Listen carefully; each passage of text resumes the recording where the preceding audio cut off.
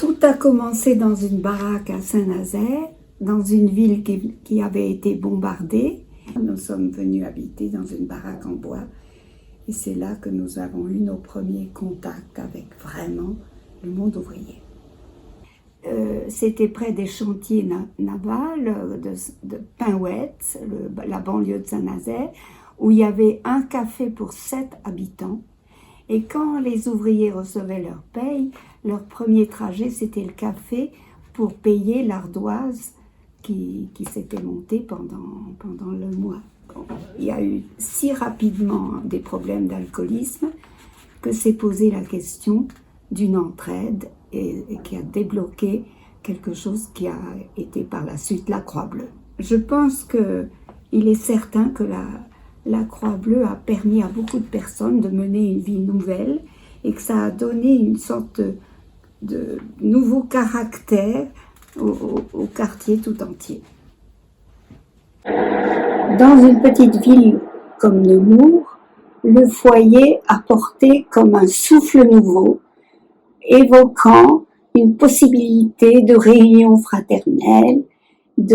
C'était comme un climat nouveau qui permettait à la ville de respirer plus fort. Alors il y avait des repas fraternels, il y avait des gens qui pouvaient être hébergés, il y avait des gens qui pouvaient être secourus et des braderies pour voilà, une grande fraternité méli-mélo.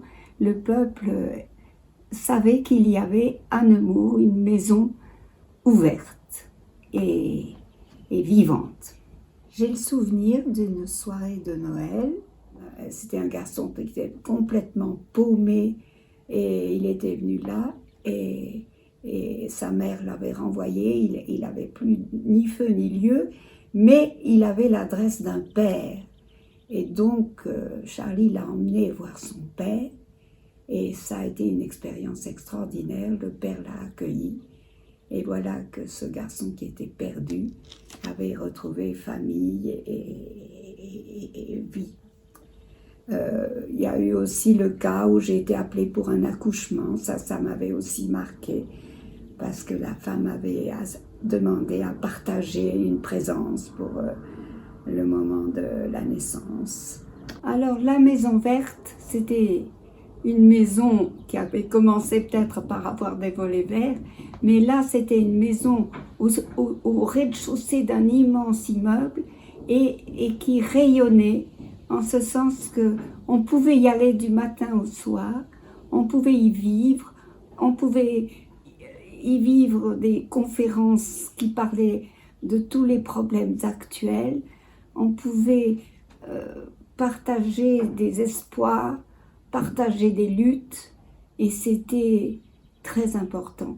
Dans cette rue Marcadet, elle brillait comme un joyau, et on pouvait s'y référer, et on pouvait s'y consacrer. À la Maison Verte, une visite des assistantes sociales du quartier ont appelé à venir participer à des cours d'alphabétisation pour des femmes immigrées. Et c'était tout à fait étonnant comme rencontre et vraiment passionnant pour étudier une progression de l'enseignement pour répondre aux questions vraiment que se posaient ces femmes. Comment vivre en France, comment parler, comment s'insérer. Pour ces femmes, à partir du moment où elles pouvaient téléphoner, échanger, écrire des petits mots, ça changeait tout. Et je me rappelle de mon enthousiasme le jour où une stagiaire m'a téléphoné, je viens de passer mon permis. C'était lumineux.